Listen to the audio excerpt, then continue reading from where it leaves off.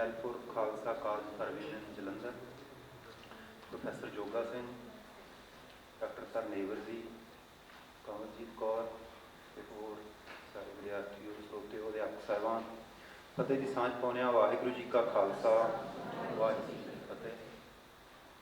ਤੁਸੀਂ ਏਡਾ ਵੱਡਾ ਅਤੇ ਇੰਨਾ ਖੁੱਲ੍ਹਾ ਸਮਾਗਮ ਰੱਖਿਆ ਅਤੇ ਆਸ ਹੈ ਕਿ ਤੁਸੀਂ ਸਾਰੇ ਉਸੇ ਤਰ੍ਹਾਂ ਦਾ ਮਨ ਬਣਾ ਕੇ ਆਏ ਹੋਵੋਗੇ, ਕਿਉਂਕਿ ਜਿੱਥੇ ਜਿਸ ਸਮਾਗਮ ਦੇ ਵਿੱਚ ਬੁਲਾਰਿਆਂ ਨੂੰ ਇੱਕ ਘੰਟੇ ਦਾ ਸਮਾਂ ਦਿੱਤਾ ਜਾਵੇ ਤਾਂ ਉੱਥੇ ਸਰੋਤਿਆਂ ਦੇ ਅੱਕਣ ਦੀ ਗੁੰਜਾਇਸ਼ ਨਹੀਂ ਹੁੰਦੀ। ਉਹ ਪਹਿਲਾਂ ਆਪਣਾ ਮਨ ਬਣਾ ਕੇ ਬੈਠਦੇ ਹੁੰਦੇ ਨੇ। ਪਹਿਲੀ ਗੱਲ ਇਹ। ਦੂਸਰੀ ਗੱਲ, ਬੋਲੀ ਬਾਰੇ ਕਈ ਭਾਂਤ ਦੀਆਂ ਗੱਲਾਂ ਹੋ ਸਕਦੀਆਂ ਨੇ। ਕਈ ਐਸੀਆਂ ਹੋ ਸਕਦੀਆਂ ਨੇ ਜਿਹੜੀਆਂ ਤੱਤੀਆਂ ਠੰਡੀਆਂ, ਜਿਹੜੀਆਂ ਸਾਨੂੰ ਸੁਣਨ ਨੂੰ ਠੀਕ ਲੱਗਦੀਆਂ ਨੇ, ਸਾਡੇ ਕੰਨ ਦਾ ਰਸ ਬਣਦਾ, ਸਾਨੂੰ ਮਨੋਰੰਜਨ ਹੁੰਦਾ ਸਾਡਾ। ਅਤੇ ਇੱਕ ਹਰ ਗੱਲ ਦਾ ਹੀ ਦੂਜਾ ਪਾਸਾ ਇਹ ਹੁੰਦਾ ਵੀ ਜਿਹਦੇ ਵਿੱਚ ਮਨੋਰੰਜਨ ਨਹੀਂ ਹੁੰਦਾ, ਜਿਹਦੇ ਵਿੱਚ ਤਕਲੀਫ ਹੁੰਦੀ ਹੈ ਜਾਂ ਗੱਲ ਭਾਰੀ ਹੁੰਦੀ ਆ। ਤਾਂ ਮੇਰੀ ਗੱਲ ਮਨੋਰੰਜਨ ਨਹੀਂ ਹੋਵੇਗੀ, ਇਸ ਲਈ ਇਹ ਗੱਲ ਤੁਸੀਂ ਮੰਨਣੀ ਹੈ। ਉਬਾਸੀਆਂ ਲੈਣ ਤੋਂ ਪਹਿਲਾਂ ਮੇਰੀ ਇਹ ਗੱਲ ਸੋਚ ਲੈਣੀ। ਅਤੇ ਤੀਸਰੀ ਗੱਲ ਇਹ ਹੈ ਕਿ ਜਦੋਂ ਆਪਾਂ ਬੋਲੀ ਬਾਰੇ ਗੱਲ ਕਰਦੇ ਹਾਂ ਅਤੇ ਬੋਲੀ ਦੇ ਵਿੱਚ ਸਭ ਤੋਂ ਮਹੱਤਵਪੂਰਨ ਸ਼ੈ ਹੁੰਦੀ ਹੈ। 11:15-18 ਹੋਏ ਨੇ ਅਤੇ ਮੈਨੂੰ ਜੇ ਤੁਸੀਂ ਘਟਾਉਣਾ ਹੋਇਆ ਸਮਾਂ ਤਾਂ ਮੈਨੂੰ ਦੱਸ ਦਿਓ, ਨਹੀਂ ਫਿਰ ਮੈਂ ਆਪਣੀ ਉਸ ਚਾਲੇ ਬੋਲਾਂ ਜਿਹੜਾ ਸਮਾਂ ਤੁਸੀਂ ਮੈਨੂੰ ਦਿੱਤਾ ਹੋਇਆ। ਠੀਕ। ਬੋਲੀ ਬਾਰੇ ਜਦੋਂ ਵੀ ਆਪਾਂ ਗੱਲ ਕਰਦੇ ਹਾਂ ਤਾਂ ਮੈਂ ਬੋਲੀ ਦੀਆਂ ਪ੍ਰਾਪਤੀਆਂ ਬਾਰੇ ਬਿਲਕੁਲ ਗੱਲ ਨਹੀਂ ਕਰਾਂਗਾ। ਪੰਜਾਬੀ ਬੋਲੀ ਦੇ ਮੁੱਢ ਬਾਰੇ, ਪੰਜਾਬੀ ਬੋਲੀ ਦੇ ਜਨਮ ਸਿਧਾਂਤਾਂ ਬਾਰੇ ਮੈਂ ਤੁਹਾਡੇ ਨਾਲ ਗੱਲ ਸਾਂਝੀ ਕਰਾਂਗਾ। ਮਹੱਤਵਪੂਰਨ ਨੁਕਤਾ ਇਹ ਹੈ ਕਿ ਤੁਸੀਂ ਇਹੀ ਗੱਲ ਡਾਕਟਰ ਜੋਗਾ ਸਿੰਘ ਕੋਲੋਂ ਵੀ ਸੁਣੋਗੇ, ਹੋਰ ਵੀ ਸਾਰੇ ਸਰੋਤਿਆਂ ਬੁਲਾਰਿਆਂ ਦੀ ਆਪਸ ਵਿੱਚ ਇਹੀ ਰਾਏ ਹੁੰਦੀ ਹੈ ਕਿ ਬੋਲੀ ਬਹੁਤ ਮਹੱਤਵਪੂਰਨ ਸ਼ੈ ਹੈ। ਬੋਲੀ ਤੋਂ ਬਿਨਾਂ ਬੰਦਾ ਜਿਉ ਨਹੀਂ ਸਕਦਾ। ਜਿੰਨਾ ਕੁ ਬੰਦੇ ਨੇ ਹੁਣ ਤੱਕ ਵਿਕਾਸ ਕੀਤਾ ਉਹ ਬੋਲੀ ਕਰਕੇ। ਇਹ ਆਖਿਆ ਜਾਂਦਾ ਹੈ ਕਿ ਦੁਨੀਆ ਦੇ ਵਿੱਚ ਬੋਲੀ ਸਭ ਤੋਂ ਵੱਡੀ ਖੋਜ ਆ, ਦੂਜੀ ਵੱਡੀ ਖੋਜ ਲਿਪੀ ਹੈ। ਵਜ੍ਹਾ ਕਿਉਂਕਿ ਬਾਕੀ ਸਾਰੀਆਂ ਚੀਜ਼ਾਂ ਨੇ, ਵਰਤਾਰੇ ਨੇ, ਗੱਲਾਂ ਨੇ। ਇਹ ਕੀ ਹੈ? ਇਹ ਅਸਲ ਵਿੱਚ ਸੰਚਾਰ ਹੈ। ਇਹ ਉਹਨਾਂ ਨੂੰ ਜੋੜਨ ਦਾ ਇੱਕ ਵਸੀਲਾ ਹੈ। ਜੇ ਅਸੀਂ ਜੁੜ ਬੈਠੇ ਹਾਂ, ਜੇ ਸਾਡੇ ਰਾਬਤੇ ਨੇ ਦੂਜਿਆਂ ਨਾਲ, ਤਾਂ ਸਾਡੇ ਰਾਬਤੇ ਨਹੀਂ ਕੇਵਲ ਸਾਡੇ ਰਾਬਤੇ ਪਸ਼ੂਆਂ ਵਾਂਗੂ ਥੋੜ੍ਹੇ ਥੋੜ੍ਹੇ ਨੇੜੇ ਨੇੜੇ ਰਹਿਣੇ ਸੀ, ਅਤੇ ਹੁਣ ਸਾਡੇ ਰਾਬਤੇ ਦੁਨੀਆ ਦੇ ਵਿੱਚ ਦੂਰ ਦੂਰ ਤੱਕ ਨੇ। ਉਹਦਾ ਇੱਕੋ ਇੱਕ ਜਿਹੜਾ ਵਸੀਲਾ ਹੈ, ਰਾਹ ਹੈ, ਉਹ ਬੋਲੀ ਹੈ। ਫਿਰ ਜੇ ਬੋਲੀ ਬਾਰੇ ਗੱਲ ਕਰਦੇ ਹੋ ਤਾਂ ਫਿਰ ਤੁਸੀਂ ਮਾਂ ਬੋਲੀ ਕਹਿ ਲੈਂਦੇ ਹੋ। ਮਾਂ ਬੋਲੀ ਨਾਲੋਂ ਮੈਂ ਆਪਣੀ ਬੋਲੀ ਕਹਿਣਾ ਵਧੇਰੇ ਠੀਕ ਮੰਨਾਂਗਾ, ਕਿਉਂਕਿ ਗੁਰੂ ਨਾਨਕ ਸਾਹਿਬ ਨੇ ਆਖਿਆ ਸੀ ਕਿ ਕਰ ਕਰਮੀਆ ਸਭਨਾ ਜੀਆਂ ਬੋਲੀ ਅਵਰ ਤੁਮਾਰੀ ਹੈ। ਜਦੋਂ ਅਸੀਂ ਮਾਂ ਬੋਲੀ ਕਹਿੰਦੇ ਹਾਂ ਤਾਂ ਮਾਂ ਬੋਲੀ ਦੇ ਵਿੱਚ ਸਾਨੂੰ ਮਦਰ ਟੰਗ ਵਾਲੇ ਪਿਛੋਕੜ ਵੱਲ ਨੂੰ ਜਾਣਾ ਪੈਣਾ। ਉੱਧਰੋਂ ਫਿਰ ਸਾਨੂੰ ਸਾਰੀ ਪ੍ਰੇਰਨਾ ਲੈਣੀ ਪੈਣੀ ਵੀ ਮਾਂ ਬੋਲੀ ਸ਼ੈ ਕੀ ਹੁੰਦੀ ਆ, ਕਿਸ ਤਰ੍ਹਾਂ ਦੀ ਸ਼ੈ ਹੁੰਦੀ ਹੈ। ਜਦੋਂ ਤੁਸੀਂ ਆਪਣੀ ਬੋਲੀ ਆਖੋਗੇ ਤਾਂ ਆਪਣੀ ਬੋਲੀ ਆਖਣ ਖਾਤਰ ਤੁਸੀਂ ਝੱਟ ਗੁਰੂ ਨਾਨਕ ਸਾਹਿਬ ਦੇ ਖਿਆਲ 'ਤੇ ਪਹੁੰਚ ਜਾਓਗੇ। ਅਤੇ ਉਹ ਉਹਨਾਂ ਨੇ ਕਿਸ ਪ੍ਰਸੰਗ ਵਿੱਚ ਆਖਿਆ ਕਿ ਘਰ ਘਰ ਮੀਆਂ ਸਭਨਾ ਜੀਆਂ ਬੋਲੀ ਅਵਰ ਤੁਮਾਰੀ। ਵੀ ਉਸ ਵੇਲੇ ਦੀ ਜਿਹੜੀ ਤਾਕਤਵਰ ਹਕੂਮਤ ਸੀ, ਉਸ ਨੇ ਇੱਥੋਂ ਦੇ ਲੋਕਾਂ ਦੀ ਬੋਲੀ ਕਿਵੇਂ ਪਲਟ ਦਿੱਤੀ। ਦੂਸਰੀ ਗੱਲ ਉਹਦੇ ਵਿੱਚ ਇਹ ਕਿ ਜਦੋਂ ਕੋਈ ਤਾਕਤਵਰ ਧਿਰ ਦੂਜੇ ਪਾਸਿਓਂ ਆਉਂਦੀ ਆ ਜਾਂ ਰਿਵਾਜ ਆਉਂਦਾ, ਅਤੇ ਕਿਹੜੇ ਲੋਕ ਹੁੰਦੇ ਨੇ ਜਿਹੜੇ ਆਪਣੀ ਬੋਲੀ, ਆਪਣੇ ਸੱਭਿਆਚਾਰ, ਆਪਣੀ ਪਰੰਪਰਾ ਨੂੰ ਰੱਖ ਸਕਦੇ ਨੇ। ਇਹ ਗੱਲਾਂ ਮਹੱਤਵਪੂਰਨ ਹੈ। ਆਮ ਕਰਕੇ ਸੱਭਿਆਚਾਰਾਂ ਦੇ ਵਿੱਚ ਇੱਦਾਂ ਆਖਿਆ ਜਾਂਦਾ ਕਿ ਸੱਭਿਆਚਾਰ ਦੇ ਵਹਿਣ ਵਿੱਚ ਚੱਲਣਾ ਚਾਹੀਦਾ, ਉਸੇ ਨੂੰ ਮੌਲਿਕਤਾ ਆਖਿਆ ਜਾਂਦਾ। ਜੇ ਤੁਸੀਂ ਪੰਜਾਬੀ, ਤੁਹਾਡੇ 'ਚੋਂ ਪੰਜਾਬੀ MA ਜਾਂ ਪੰਜਾਬੀ ਪੜ੍ਹੇ ਹੋਏ ਵਿਦਿਆਰਥੀ ਹੋਣਗੇ, ਤੁਸੀਂ ਪੰਜਾਬੀ ਸੱਭਿਆਚਾਰ ਬਾਰੇ ਕਿਤਾਬਾਂ ਪੜ੍ਹੀਆਂ ਹੋਣਗੀਆਂ, ਤਾਂ ਤੁਸੀਂ ਇੱਕ ਨੁਕਤਾ ਜ਼ਰੂਰ ਪੜ੍ਹਿਆ ਹੋਵੇਗਾ ਕਿ ਸੱਭਿਆਚਾਰਕ ਰੂਪਾਂਤਰਣ। ਉਹਦੇ ਵਿੱਚ ਇਹ ਕਹਿੰਦੇ ਨੇ ਸਾਰੇ ਸੱਭਿਆਚਾਰ ਸ਼ਾਸਤਰੀ ਕਿ ਸੱਭਿਆਚਾਰ ਬਦਲ ਜਾਂਦੇ ਹੁੰਦੇ ਨੇ। ਇਹ ਗੱਲ ਬਿਲਕੁਲ ਸਹੀ ਹੈ, ਬਦਲ ਜਾਂਦੇ ਹੁੰਦੇ ਨੇ। ਪਰ ਸੱਭਿਆਚਾਰ ਇੱਦਾਂ ਕਦੇ ਵੀ ਨਹੀਂ ਬਦਲਦੇ ਹੁੰਦੇ ਵੀ ਮਤਲਬ ਸਾਲੋ ਸਾਲ ਜਾਂ ਇੱਕ ਸਦੀ ਵਿੱਚ ਜਾਂ 2 ਸਦੀਆਂ ਦੇ ਵਿੱਚ ਊਂ ਹੀ ਪਲਟ ਜਾਣ ਆਪਣੇ ਮੂਲੋਂ। ਇੱਦਾਂ ਦੇ ਨਹੀਂ ਹੁੰਦੇ, ਕਿਉਂਕਿ ਜੇ ਇੱਦਾਂ ਸੱਭਿਆਚਾਰ ਬਦਲਦੇ ਹੁੰਦੇ ਤਾਂ ਜਿਹੜੇ ਮੱਧ ਪ੍ਰਦੇਸ਼ ਦੇ ਵਿੱਚ ਮੁੰਡਾ ਲੋਕ ਬੈਠੇ ਨੇ, ਲੈਟਿਨ ਅਮਰੀਕਾ ਦੇ ਵਿੱਚ ਕੁਛ ਲੋਕ ਬੈਠੇ ਨੇ ਕਬੀਲਿਆਂ ਦੇ, ਜਾਂ ਹੋਰ ਜਿਹੜੇ ਲੋਕ ਬੈਠੇ ਨੇ ਪੁਰਾਣੇ ਕਬੀਲਾਈ ਲੋਕ, ਤਾਂ ਉਹਨਾਂ ਦੇ ਸੱਭਿਆਚਾਰ ਬਹੁਤ ਬਦਲ ਜਾਣੇ। ਉਹ ਨਹੀਂ ਬਦਲੇ। ਉਹਨਾਂ ਦੀਆਂ ਬੋਲੀਆਂ ਦੇ ਉਹੀ ਸ਼ਬਦ ਸਦੀਆਂ ਪੁਰਾਣੇ ਉਹਨਾਂ ਕੋਲ ਅੱਜ ਹਨ। ਸਾਡੇ ਵੀ ਉੱਥੇ ਸਾਡੀ ਬੋਲੀ ਦੇ ਪੁਰਾਣੇ ਸ਼ਬਦ, ਪੁਰਾਣੀ ਪਰੰਪਰਾ ਉੱਥੇ ਹੈ ਜਿੱਥੇ ਸਾਡੇ ਨਵੀਂ ਜਾਗ ਨਹੀਂ ਲੱਗੀ। ਸੱਭਿਆਚਾਰ ਬਦਲਦੇ ਹੁੰਦੇ ਨੇ ਬਾਹਰੋਂ ਆਏ ਕਿਸੇ ਹੜ੍ਹ ਕਰਕੇ, ਕਿਸੇ ਵਹਿਣ ਕਰਕੇ। ਵੱਡੀ ਗੱਲ ਵਹਿਣ ਦੇ ਵਿੱਚ ਰੁੜ ਜਾਣਾ ਨਹੀਂ ਹੁੰਦੀ, ਵੱਡੀ ਗੱਲ ਹੁੰਦੀ ਆ ਵਹਿਣ ਦੇ ਬਰਾਬਰ ਖੜ ਜਾਣਾ ਜਾਂ ਵਹਿਣ ਦੇ ਉਲਟ ਆਪਣੀ ਪਰੰਪਰਾ ਵੱਲ ਨੂੰ ਤੁਰਨਾ। ਤਾਂ ਇਸ ਲਈ ਜਦੋਂ ਅਸੀਂ ਗੁਰੂ ਨਾਨਕ ਸਾਹਿਬ ਦੀ ਗੱਲ ਵੇਖਦੇ ਹਾਂ ਤਾਂ ਉਹਦੇ ਵਿੱਚ ਉਹਨਾਂ ਨੇ ਇਹੀ ਆਖਿਆ ਹੋਇਆ ਕਿ ਤੁਸੀਂ ਤੇ ਹੜ ਗਏ ਉਹਦੇ ਵਿੱਚ। ਤੇ ਜੇ ਅਸੀਂ ਆਪਣੀ ਬੋਲੀ ਆਖਾਂਗੇ ਤਾਂ ਅੱਜ ਵੀ ਸਾਡੇ ਸਾਹਮਣੇ ਉਹੀ ਖਿਆਲ ਆਉਣਾ ਹੈ ਕਿ ਅਸੀਂ ਹੜਨਾ ਨਹੀਂ ਹੈ ਉਹਦੇ ਵਿੱਚ। ਤਾਂ ਜਦੋਂ ਆਪਣੀ ਬੋਲੀ ਆਖਦੇ ਹਾਂ ਤਾਂ ਆਪਣੀ ਬੋਲੀ ਆਖਣ ਖਾਤਰ ਫਿਰ ਅਸੀਂ ਥੋੜ੍ਹੇ ਬਹੁਤ ਭਾਵੁਕ ਵੀ ਹੋ ਜਾਂਦੇ ਹਾਂ ਅਤੇ ਸਾਨੂੰ ਭੈ ਵੀ ਲੱਗਣ ਲੱਗ ਜਾਂਦਾ ਕਿ ਅਸੀਂ ਰਹਾਂਗੇ ਕਿ ਨਹੀਂ ਰਹਾਂਗੇ। ਜਦੋਂ ਸੱਜਣਾ ਨੇ ਗੱਲ ਆਖੀ ਹੈ ਤਾਂ ਫਿਰ ਸੰਕਟ ਇਹ ਹੋ ਜਾਂਦਾ, ਅਸੀਂ ਸੋਚਦੇ ਹਾਂ ਕਿ ਅਸੀਂ ਆਪਣੀ ਬੋਲੀ ਨੂੰ ਸਾਂਭਣ ਖਾਤਰ ਇਹਦੇ ਖਾਤਰ ਕੁਝ ਤਰੱਦਦ ਕਰੀਏ, ਕੁਝ ਉੱਦਮ ਕਰੀਏ। ਅਤੇ ਉਹ ਤਰੱਦਦ ਜਾਂ ਉੱਦਮ ਕਿੱਥੋਂ ਸ਼ੁਰੂ ਹੁੰਦੇ ਨੇ? ਉਹ ਤਰੱਦਦ ਜਾਂ ਉੱਦਮ ਉੱਥੋਂ ਸ਼ੁਰੂ ਹੁੰਦੇ ਨੇ ਜਿੱਥੇ ਤੁਹਾਡੀ ਬੋਲੀ ਦੀਆਂ ਜੜ੍ਹਾਂ ਹੋਣਗੀਆਂ। ਅਤੇ ਇਸੇ ਲਈ ਮੈਂ ਕਾਫੀ ਦੇਰ ਤੋਂ ਪੜ੍ਹਦਾ ਵੀ ਹਾਂ ਬੋਲੀ ਬਾਰੇ, ਪੜ੍ਹਾਉਂਦਾ ਵੀ ਹਾਂ। ਬਾਕੀ ਬੰਦੇ ਮੇਰੇ ਪ੍ਰੋਫੈਸਰ ਜੋਗਾ ਸਿੰਘ ਹੋਣੀ ਮੇਰੇ ਅਧਿਆਪਕ ਨੇ, ਬੜੇ ਵੱਡੇ ਨੇ। ਅਤੇ ਪੜ੍ਹਦੇ ਪੜ੍ਹਾਉਂਦੇ ਸਮੇਂ ਮੈਨੂੰ ਬੁਨਿਆਦੀ ਜਿਹੜੀ ਗੱਲ ਲੱਗੀ ਕਿ ਜਿੰਨੀ ਦੇਰ ਤੱਕ ਅਸੀਂ ਆਪਣੀ ਬੋਲੀ ਦੀਆਂ ਮੂਲ ਜੜ੍ਹਾਂ ਨੇ ਜਿਹੜੀਆਂ ਉਹਨਾਂ ਬਾਰੇ ਸਾਨੂੰ ਠੀਕ ਪਤਾ ਨਹੀਂ ਹੋ ਸਕਦਾ, ਤਾਂ ਉਨੀ ਦੇਰ ਤੱਕ ਸਾਡੇ ਲਈ ਸੰਕਟ ਇਹ ਰਹਿਣਾ ਹੀ ਆ ਕਿ ਅਸੀਂ ਕਿਸ ਦਿਸ਼ਾ ਵਿੱਚ ਤੁਰਨਾ। ਕਿਉਂਕਿ ਦੁਨੀਆ ਦੇ ਵਿੱਚ ਜਦੋਂ ਲਹਿਰਾਂ ਪੈਦਾ ਹੁੰਦੀਆਂ ਨੇ ਤਾਂ ਲਹਿਰਾਂ ਦੇ ਵਿੱਚ ਇੱਕ ਮੁਹਾਵਰਾ ਬਹੁਤ ਵੱਡਾ ਹੈ। ਜਦੋਂ ਰੂਸੋ ਵਰਗੇ ਬੰਦੇ ਆਏ ਸੀ ਤਾਂ ਉਹਨਾਂ ਨੇ ਇੱਕ ਨਾਅਰਾ ਦਿੱਤਾ ਸੀ, ਰਿਟਰਨ ਟੂ ਨੇਚਰ। ਇਹ ਨਾਅਰਾ ਸਦਾ ਹੀ ਬੜਾ ਵੱਡਾ ਹੈ ਕਿ ਆਪਣੀਆਂ ਜੜ੍ਹਾਂ ਵੱਲ ਮੁੜੋ, ਆਪਣੇ ਪਿੱਛੇ ਵੱਲ ਮੁੜੋ, ਆਪਣੇ ਅਸਲੇ ਵੱਲ ਮੁੜੋ। ਹਰ ਸੱਭਿਆਚਾਰ ਜਦੋਂ ਵੀ ਤਾਕਤ ਵਿੱਚ ਆਉਂਦਾ, ਪਰਸੋਂ ਹੀ ਇੱਕ ਲੈਕਚਰ ਦੇ ਵਿੱਚ ਪ੍ਰੋਫੈਸਰ ਜੋਗਾ ਸਿੰਘ ਨੇ ਯਹੂਦੀਆਂ ਦੀ ਮਿਸਾਲ ਦਿੱਤੀ ਕਿ ਉਹਨਾਂ ਨੇ 2000 ਸਾਲ ਪੁਰਾਣੀ ਮਰੀ ਹੋਈ ਬੋਲੀ ਆਪਣੀਆਂ ਜੜ੍ਹਾਂ ਵੱਲ ਮੁੜ ਕੇ ਜਦੋਂ ਉਹ ਤਾਕਤ ਵਿੱਚ ਆਏ ਉਹਨਾਂ ਨੇ ਜਿਉਂਦੀ ਕਰ ਲਈ। ਤਾਂ ਹੁਣ ਜਿਹੜੀ ਹਿੰਦੁਸਤਾਨ ਦੀ ਸਿੱਖਿਆ ਨੀਤੀ ਆਈ ਹੈ, ਸਿੱਖਿਆ ਨੀਤੀ ਦੇ ਵਿੱਚ ਜ਼ੋਰ ਨਾਲ ਇਹ ਗੱਲ ਆਖੀ ਗਈ ਹੈ ਕਿ ਸੰਸਕ੍ਰਿਤ ਨੂੰ ਅਸੀਂ ਪੜ੍ਹਾਉਣਾ ਅਤੇ ਸੰਸਕ੍ਰਿਤ ਨੂੰ ਮੁੜ ਕੇ ਪ੍ਰਚਲਿਤ ਕਰਨਾ, ਅਤੇ ਪੂਰਾ ਇੱਕ ਬਰਾਬਰ ਦੀਆਂ ਬੋਲੀਆਂ ਦਾ ਜ਼ੋਰ। ਤਾਂ ਇਸ ਲਈ ਇਹ ਇੱਕ ਬੜੀ ਵੱਡੀ ਧਾਰਨਾ ਹੈ ਦੁਨੀਆ ਦੇ ਵਿੱਚ ਕਿ ਹਰ ਕੋਈ, ਹਰ ਸੱਭਿਆਚਾਰ ਚਾਹੁੰਦਾ ਹੈ ਵੀ ਅਸੀਂ ਆਪਣੀਆਂ ਜੜ੍ਹਾਂ ਵੱਲ ਮੁੜੀਏ, ਅਤੇ ਜੇ ਜੜ੍ਹਾਂ ਵੱਲ ਮੁੜਨਾ ਹੈ ਤਾਂ ਜੜ੍ਹਾਂ ਦਾ ਪਤਾ ਹੋਣਾ ਚਾਹੀਦਾ। ਅਤੇ ਪੰਜਾਬੀ ਬੋਲੀ ਦੇ ਦੀਆਂ ਜੜ੍ਹਾਂ ਦੇ ਹਿਸਾਬ ਨਾਲ ਤਾਂ ਅਸੀਂ ਇਹਦੇ ਮੁੱਢ ਦੀ ਗੱਲ ਕਰਦੇ ਹਾਂ। ਮੈਂ ਤੁਹਾਡੇ ਨਾਲ ਪੰਜਾਬੀ ਬੋਲੀ ਦੇ ਮੁੱਢ ਬਾਰੇ ਜਿਹੜੀਆਂ ਗੱਲਾਂ ਹੋਈਆਂ ਨੇ ਉਹਨਾਂ ਬਾਰੇ ਗੱਲ ਕਰਾਂਗਾ। ਅਤੇ ਤੁਸੀਂ ਪੰਜਾਬੀ ਬੋਲੀ ਦਾ ਜੇ ਬਾਹਲਾ ਨਹੀਂ ਤਾਂ ਮੈਂ ਇੱਦਾਂ ਮੰਨਦਾ ਕਿ ਤੁਸੀਂ ਘੱਟੋ ਘੱਟ ਇੱਕ ਇਤਿਹਾਸ ਪੜ੍ਹਿਆ ਹੋਵੇਗਾ ਸਾਰਿਆਂ ਨੇ। ਚਲੋ ਜੇ ਨਹੀਂ ਵੀ ਪੜ੍ਹਿਆ ਹੋਇਆ ਤਾਂ ਮੈਂ ਤੁਹਾਨੂੰ ਇੱਕ ਗੱਲ ਦੱਸਦਾ ਕਿ ਇੱਦਾਂ ਪੜ੍ਹਾਇਆ ਜਾਂਦਾ ਹੈ ਕਿ ਜਿਹੜੀ ਇਹ ਬੋਲੀ ਹੈ ਇਹ 1100 ਈਸਵੀ ਦੇ ਦੌਰਾਨ, ਜਿਵੇਂ ਜਦੋਂ ਹਿੰਦੀ, ਗੁਜਰਾਤੀ, ਬਾਕੀ ਬੋਲੀਆਂ ਜਨਮੀਆਂ ਅਤੇ 1100 ਈਸਵੀ ਦੇ ਇਰਦ ਗਿਰਦ ਇਹ ਜੰਮੀ ਅਪਭ੍ਰੰਸ਼ਾਂ ਵਿੱਚੋਂ। ਇਹ ਗੱਲ ਆਖੀ ਜਾਂਦੀ ਹੈ। ਅਪਭ੍ਰੰਸ਼ ਤੁਹਾਨੂੰ ਪਤਾ ਹੋ, ਅਪਭ੍ਰੰਸ਼ ਦਾ ਮਤਲਬ ਹੁੰਦਾ ਪਿੱਟੀ ਹੋਈ ਬੋਲੀ ਜਾਂ ਪਿੱਟੇ ਹੋਏ ਲੋਕਾਂ ਦੀ ਬੋਲੀ। ਠੀਕ, ਤਾਂ ਉਹ ਜਿਹੜੀ ਇੱਥੋਂ ਦੀ ਧਾਰਾ ਹੈ, ਮੂਲ ਧਾਰਾ, ਉਹ ਇੱਦਾਂ ਕਹਿੰਦੀ ਹੈ ਕਿ ਸਭ ਤੋਂ ਪਹਿਲਾਂ ਉਹਨਾਂ ਨੇ 2 ਸਿਧਾਂਤ ਬਣਾਏ ਕਿ ਨੰਬਰ 1 ਸਿਧਾਂਤ ਕਿ ਇੱਕ ਬੋਲੀ ਹੁੰਦੀ ਹੈ ਲੋਕਾਂ ਦੀ ਬੋਲੀ, ਉਹ ਬੋਲੀ ਹੌਲੀ ਹੌਲੀ ਸਮਾਂ ਪਾ ਕੇ ਲਿਖਤ ਦੀ ਬੋਲੀ ਬਣ ਜਾਂਦੀ ਹੈ, ਨੰਬਰ 1। ਦੂਜੀ ਗੱਲ, ਜਦੋਂ ਕੋਈ ਬੋਲੀ ਲਿਖਤ ਦੀ ਬੋਲੀ ਬਣ ਗਈ ਤਾਂ ਲੋਕ ਬੋਲੀ ਉਹਨਾਂ ਤੋਂ ਵੱਖਰੀ ਹੋ ਰਹਿੰਦੀ ਹੈ। ਤਾਂ ਉਹਨਾਂ ਨੇ ਇਹ ਆਖਿਆ ਕਿ ਸਭ ਤੋਂ ਪਹਿਲਾਂ ਇੱਥੇ ਵੈਦਿਕ ਸੀ, ਅਤੇ ਜਦੋਂ ਵੈਦਿਕ ਉਹ ਬੋਲੀ ਜਿਹਦੇ ਵਿੱਚ ਵੇਦ ਲਿਖੇ ਹੋਏ ਨੇ, ਜਦੋਂ ਕਹਿੰਦੇ ਵੈਦਿਕ ਸੀ ਇੱਥੇ ਤਾਂ ਵੈਦਿਕ ਤੋਂ ਬਾਅਦ ਉਦੋਂ ਜਿਹੜੀ ਸੰਸਕ੍ਰਿਤ ਸੀ ਉਹ ਆਮ ਲੋਕਾਂ ਦੀ ਬੋਲੀ ਸੀ। ਤਾਂ ਹੌਲੀ ਹੌਲੀ ਸੰਸਕ੍ਰਿਤ ਲਿਖਤ ਦੀ ਬੋਲੀ ਬਣ ਗਈ ਤਾਂ ਆਮ ਲੋਕਾਂ ਦੀ ਬੋਲੀ ਪ੍ਰਾਕਿਰਤ ਹੋ ਗਈ। ਉਹ ਕਹਿੰਦੇ ਫਿਰ ਇੱਕ ਸਮਾਂ ਹੋਇਆ, ਸਮਾਂ ਪਾ ਕੇ ਪ੍ਰਕਿਰਤ ਵੀ ਵਿਕਾਸ ਕਰ ਗਈ ਤਾਂ ਪ੍ਰਕਿਰਤ ਲਿਖਤ ਦੀ ਬੋਲੀ ਬਣ ਗਈ ਤਾਂ ਆਮ ਲੋਕਾਂ ਦੀ ਬੋਲੀ ਬਣ ਗਈ ਅਪਭ੍ਰੰਸ਼। ਉਹ ਕਹਿੰਦੇ ਫਿਰ ਹੌਲੀ ਹੌਲੀ ਇੱਕ ਸਮਾਂ ਆਇਆ ਤਾਂ ਅਪਭ੍ਰੰਸ਼ ਵੀ ਲਿਖਤ ਦੀ ਬੋਲੀ ਬਣ ਗਈ ਅਤੇ ਆਮ ਲੋਕਾਂ ਦੀਆਂ ਬੋਲੀਆਂ ਸੀ ਜਿਹੜੀਆਂ ਹੁਣ ਆਧੁਨਿਕ ਬੋਲੀਆਂ ਨੇ। ਇਹ ਸਮਾਂ ਪਾ ਕੇ ਇਹ ਬੋਲੀਆਂ ਨੇ ਜਨਮ ਲੈ ਲਿਆ। ਇਹ ਧਾਰਨਾ ਇੱਥੇ ਪੜ੍ਹਾਈ ਜਾਂਦੀ ਹੈ। ਇਸ ਧਾਰਨਾ ਦੇ ਆਧਾਰ 'ਤੇ ਇਹ ਆਖਿਆ ਜਾਂਦਾ ਹੈ ਕਿ ਪੰਜਾਬੀ ਬੋਲੀ ਹੈ ਜਿਹੜੀ, ਇਹਨਾਂ ਦੀ ਮਾਂ ਸੰਸਕ੍ਰਿਤ ਹੈ।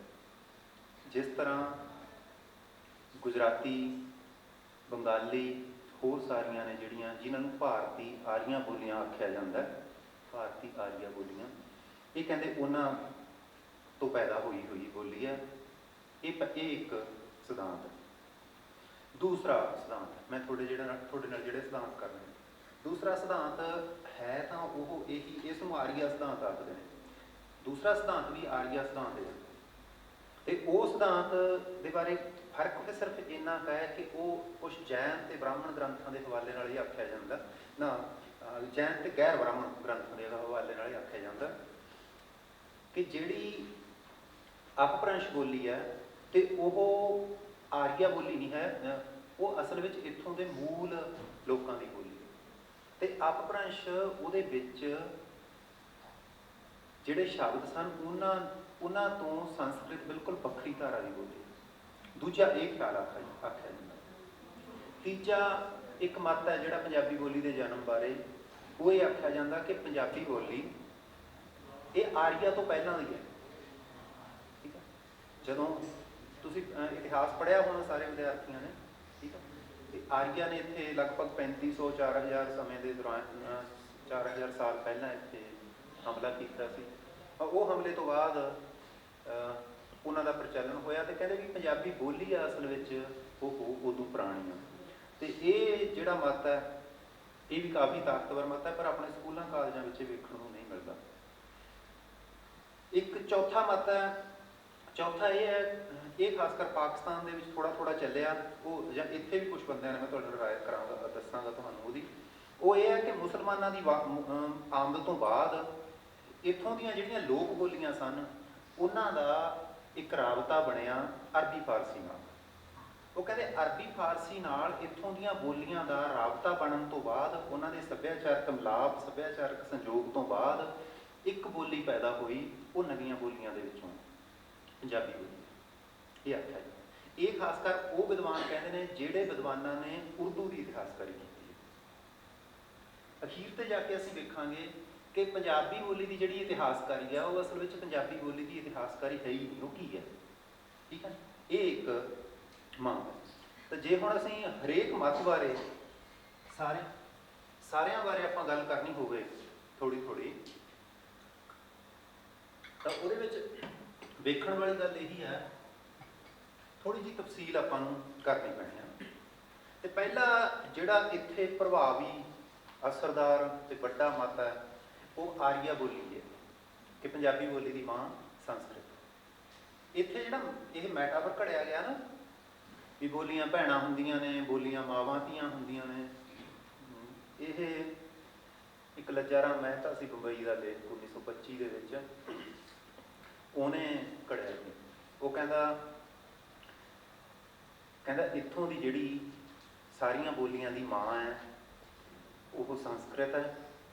ਕਹਿੰਦੇ ਸਾਰਿਆਂ ਦੀ ਵੱਡੀ ਭੈਣ ਹੈ ਜਿਹੜੀ ਉਹ ਹੈ ਹਿੰਦੀ, ਤੇ ਕਹਿੰਦਾ ਜਿਹੜੀ ਸਾਰਿਆਂ ਦੀ ਸੌਕਣ ਹੈ ਉਹ ਹੈ ਉਰਦੂ। ਤੇ ਇਸ ਲਈ ਉਹ ਕਹਿੰਦਾ ਵੀ ਸੌਕਣ ਨੂੰ ਭਜਾਓ, ਵੱਡੀ ਭੈਣ ਦੇ ਹੱਥ ਸਾਰਾ ਕੁਝ ਦਿਓ। ਇਹ ਰੂਪਕ ਲੱਜਾ ਰਾਮ ਮਹਿਤਾ ਨੇ 1925 ਵਿੱਚ ਘੜਿਆ ਤੇ ਬੜੇ ਜ਼ੋਰ ਨਾਲ ਚੱਲਿਆ। ਇਹੀ ਰੂਪਕ ਅਜੇ ਤੱਕ 2 ਸਾਲ ਪਹਿਲਾਂ ਵੀ ਤੁਸੀਂ ਜਾਣਦੇ ਹੋ ਇਸ ਗੱਲ ਪਿੱਛੇ ਕਿੰਨਾ ਰੌਲਾ ਪਿਆ ਸੀ। ਤਾਂ ਜਦੋਂ ਅਸੀਂ ਵੇਖਦੇ ਹਾਂ ਤਾਂ ਪੰਜਾਬੀ ਦੇ ਵਿੱਚ ਜਿਹੜੇ ਬੰਦਿਆਂ ਨੇ ਪੰਜਾਬੀ ਬੋਲੀ ਦਾ ਇਤਿਹਾਸ ਲਿਖਿਆ, ਉਹਨਾਂ ਦੇ ਵਿੱਚੋਂ ਕਾਲਾ ਸਿੰਘ ਬੇਦੀ, ਹਰਕੀਰਤ ਸਿੰਘ, ਪ੍ਰੇਮ ਪ੍ਰਕਾਸ਼ ਸਿੰਘ, ਬੂਟਾ ਸਿੰਘ ਬਰਾੜ, ਪਿਆਰਾ ਸਿੰਘ ਪਦਮ, ਦੁਨੀ ਚੰਦਰ ਤੇ ਸੰਤ ਸਿੰਘ ਸੇਖੋਂ, ਇਹ ਬੰਦੇ। ਤੇ ਲਹਿੰਦੇ ਪੰਜਾਬ ਦੇ ਵਿੱਚ ਹਾਫਿਜ਼ ਮਹਿਮੂਦ ਸ਼ਿਰਾਨੀ ਅਤੇ ਐਨਲ ਹਕ ਫਰੀਦਕੋਟੀ, ਉਹ 2 ਬੰਦੇ ਨੇ ਜਿਨ੍ਹਾਂ ਨੇ ਪੰਜਾਬੀ ਬੋਲੀ ਦਾ ਇਤਿਹਾਸ ਲਿਖਿਆ।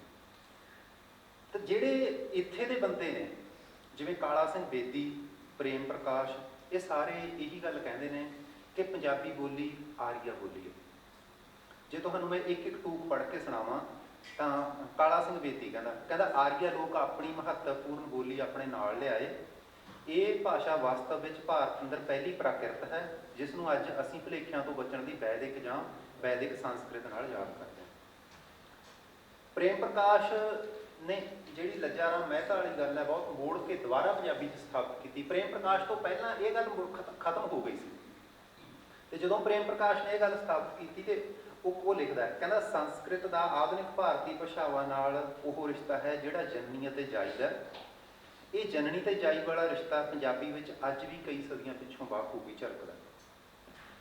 ਤੇ ਪ੍ਰੇਮ ਪ੍ਰਕਾਸ਼ ਦੀ ਲਿਖਤ ਇਸ ਮਾਮਲੇ ਵਿੱਚ ਮੈਨੂੰ ਇਸ ਗੱਲ ਦਾ ਲਗਭਗ ਪਤਾ ਹੈ ਵੀ ਪੰਜਾਬ ਦੇ ਸਾਰੇ ਕਾਲਜਾਂ ਦੇ ਵਿੱਚ ਜੇ ਪੰਜਾਬੀ ਬੋਲੀ ਦਾ ਇਤਿਹਾਸ ਪੜ੍ਹਾਇਆ ਜਾਂਦਾ ਤਾਂ ਉਹ ਪ੍ਰੇਮ ਪ੍ਰਕਾਸ਼ ਵਾਲੀ ਪੜ੍ਹਾਇਆ ਜਾਂਦਾ।